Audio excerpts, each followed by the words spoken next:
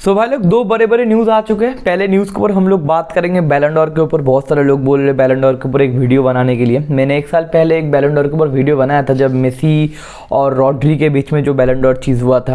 And बहुत सारे लोग पूछ रहे थे मेरे को बैलन डोर का लॉजिक क्या है, तो मैंने उस वीडियो में एक्सप्लेन किया था कि बैलन डोर का कोई लॉजिक वगैरह नहीं होता। बैलन डोर इज़ अ बायस्ड, एक सब्जेक्टिव एक अवार्ड है, क्योंकि नॉर्मल आप ही की तरह मेरी तरह लोग जो जर्नलिस्ट है वो वोट करते हैं, और जब वोटिंग सिस्टम चीज़ होता है तो हम अपने फेवरेट प्लेयर को वोट करते हैं। बहुत सारे देश के बहुत सारे जर्नलिस्ट ऐसे हैं कि विनीशियस को टॉप 10 में नहीं रखे, रॉड्री को टॉप 5 में नहीं रखे, यामाल को रखे 1 नंबर पोजीशन पे। बहुत सारी जगह पे हो रहा है कि फ्लोरियन विर्ट्ज बताओ या फिर जाका बताओ उनको नंबर 1 पे रखे, तो उलट पुलट होता है। तो ये चीज़ बहुत ज़्यादा इंपॉर्टेंट अवार्ड नहीं है, लेकिन हाँ प्रेस्टिजियस अवार्ड है।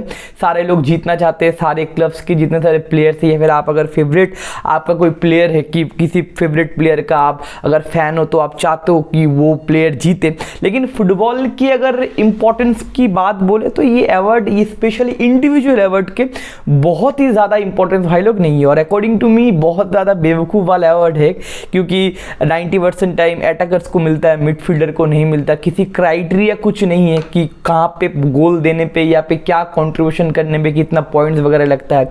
आप अगर डायरेक्ट वोटिंग सिस्टम से एक अगर अवार्ड क्रिएट करना चाहते हो तो बट अभी वो अवार्ड जस्टिफाइड नहीं होगा, बायसनेस तो या फिर सब्जेक्टिव तो चीज़ होगा। देखो जितने सारे ऑप्शंस थे हमारे पास, विनीशियस थे, जूड बेलिंगम थे, रॉड्री था, लोटारो मार्टिनेज वगैरह थे, हालैंड वगैरह थे। सारे लोग डिजर्विंग थे, सारे लोग अपने फील्ड पे बताओ, सारे लोग अपने टीम पे बताओ काफ़ी एक इंपॉर्टेंट रोल प्ले किए थे। सारे लोगों के पास बहुत सारे ट्रॉफीज़ वगैरह है। तो टोटल मिला के किसी आपके अगर फेवरेट प्लेयर को ये अवार्ड मिलता है तो आप बोलते हो कि भाई ये अवार्ड तो भाई बहुत जस्टिफाइड, बहुत फेयर है। अगर आपके फेवरेट प्लेयर को अगर अवार्ड नहीं मिलता तो आप बोलते हो ये रिग्ड है, ये रॉब्ड है। तो ये टोटल मामला चलता रहेगा। बहुत सारे मैं एक्चुअली में ना मैं ये बैलन डोर को सीरियसली लेता था जब 2010 में जो चीज़ हुआ था वेस्ली स्नाइडर के साथ। बंदा ट्रिबल जीतने के बाद भी वो अवार्ड मेसी को दिया गया, जिसके पास उतना कुछ ट्रॉफी वगैरह नहीं था। उसके बाद मेरा ये बैलन डोर से नाता टूट चुका। मैं जान चुका हूँ कि बैलन डोर जीतने के लिए आपको अलग कुछ करने की दरकार है। नॉर्मल लॉजिक इस बैलन डोर इस अवार्ड में नहीं होता।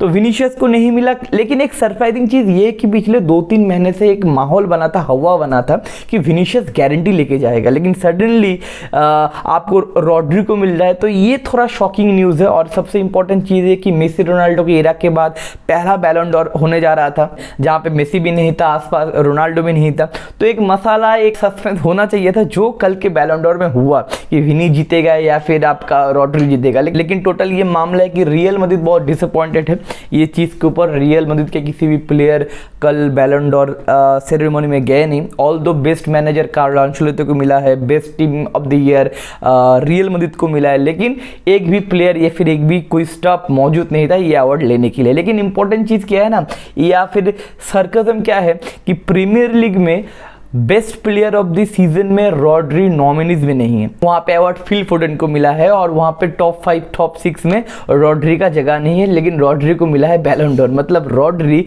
Best player in the England नहीं है, लेकिन best player in the world है। तो ये क्या है, मतलब पता नहीं मेरे भाई, खिचड़ी है या फिर कोई दूसरा प्रोडक्ट है, मेरे को पता नहीं। तो ये है बैलन डोर का चीज़। अगर सजेशन में देना चाहता हूँ, अगर यंग आप फुटबॉल फैंस हो, ये बैलन डोर के ऊपर फालतू का झगड़ा, फालतू का मारपीट मत करना। देखो इंग्लैंड का बेस्ट प्लेयर नहीं है, लेकिन वर्ल्ड का बेस्ट प्लेयर है। तो जितने सारे लोग अवार्ड दे रहे वही कन्फ्यूज्ड है। तो आप इस कन्फ्यूजन में अपना दिमाग मत घुसाओ, आप भी कन्फ्यूज ज़्यादा मत हो। अपना फेवरेट फुटबॉल टीम को या फिर फेवरेट प्लेयर को सपोर्ट करो, एंजॉय करो फुटबॉल को। ये इंडिविजुअल अवार्ड के ऊपर ज्यादा फोकस मत रखो। अब दूसरा जो ये तो न्यूज हो गया, जो न्यूज कवर करना चाहिए था, बहुत सारे लोग क्वेश्चन पूछ रहे थे, लेकिन जो सबसे मेन न्यूज है मेरे भाई, that is for Manchester United.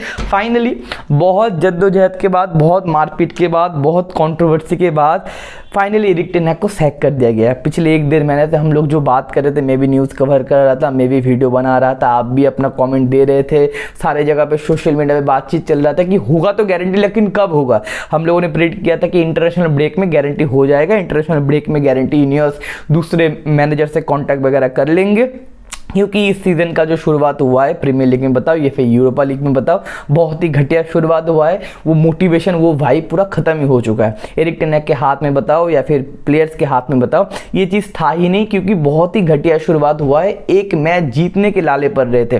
तो हम लोगों ने प्रेडिक्ट किया था कि इंटरनेशनल ब्रेक में तो सैकिंग मिल जाएगा, लेकिन सडनली कल रात को सैकिंग फाइनली मिला है एरिक टेन हैग को। लेकिन एक चीज़ क्या है ना, मैनचेस्टर यूनाइटेड को पिछले 8-9 साल से अगर मैं फॉलो कर रहा हूँ, आप भी अगर फॉलो करते हो, तो यूनाइटेड में अगर कुछ होता है ना, उसका हवा बताओ, उसका न्यूज़ बताओ, सर्कुलेट पहले होता है। लेकिन मैंने बताया कि इस बार का जो बोर्डिंग सिस्टम है, जितने सारे लोग इनसाइडर होके काम कर रहे, बोर्ड में काम कर रहे, वो किसी भी न्यूज़ को ना लीक होने नहीं दे रहे, क्योंकि सडनली कल न्यूज़ आया कि एरिक टेन हैग सैक हो गया।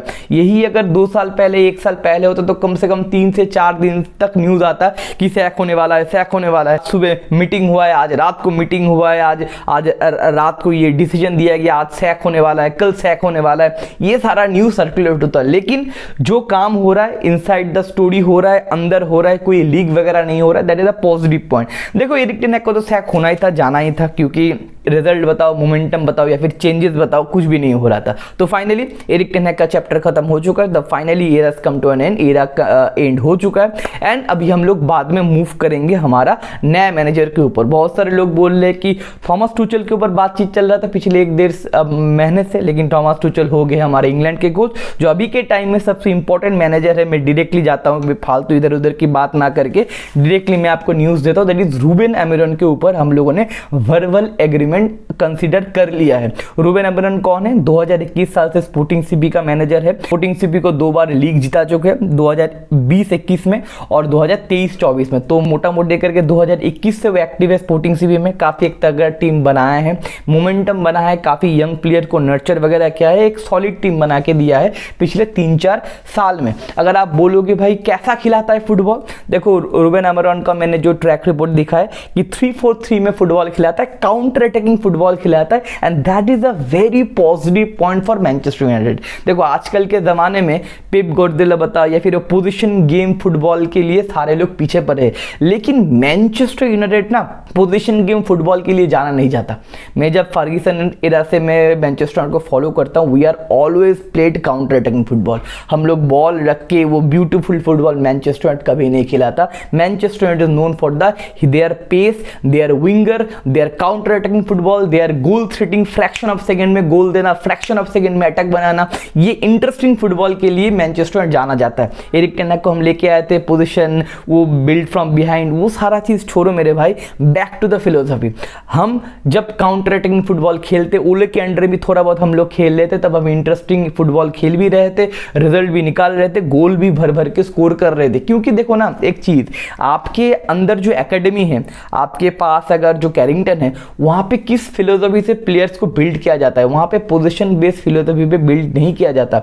ला मासिया का एक अलग आइडेंटिफिकेशन होता है, आपके एकेडमी का एक अलग आइडेंटिफिकेशन है। अगर आप चेंज करना चाहते हो तो क्लैश होगा। आज गर्नाचो बताओ, ग्रीनवुड बताओ या फिर रैशफोर्ड बताओ, जितने सारे यंग प्लेयर्स हम लेके आए, स्पीडी विंगर्स हम लेके आए, देखना they are all for counter attacking football. तो कहीं ना कहीं काउंटर अटैकिंग फुटबॉल वापस आएगा। 3-4-3 सिस्टम में हम लोग फिर से खेलने शुरू करेंगे। वर्बल एग्रीमेंट ऑलमोस्ट कंफर्म हो चुका है। एक चीज है कि 10 मिलियन हम लोगों को पे करना पड़ेगा अगर कॉन्ट्रैक्ट हम लोग यहाँ पे टर्मिनेट करके मैनचेस्टर यूनाइटेड पे लेके आना चाहते हैं। अगर थोड़ा रिकॉर्ड की बात करें, 197 गेम खेला है स्पोर्टिंग सीपी से, उनमें से 140 में जीत और 28 ड्रॉ और 29 लॉस उनको सामना करना पड़ा। तो ये टोटल मिला के मामला है, कंफर्मेशन चीज नहीं है, इसके ऊपर हम लोग बाद में बात करेंगे और भी डिटेलिंग में बात करेंगे जब वो ऑफिशियल न्यूज आ जाएगा। अभी तक न्यूज क्या है, वर्बल एग्रीमेंट कंफर्म हो चुका है, 10 मिलियन हम लोगों को ऑफर देना पड़ेगा, नेगोशिएशन गारंटी चलेगा, 7-8 मिलियन 8.5 मिलियन में डन करने की कोशिश कर रहे हैं और एज सुन एज पॉसिबल हम लोगों को ये चीज डील क्रैक करना पड़ेगा, क्योंकि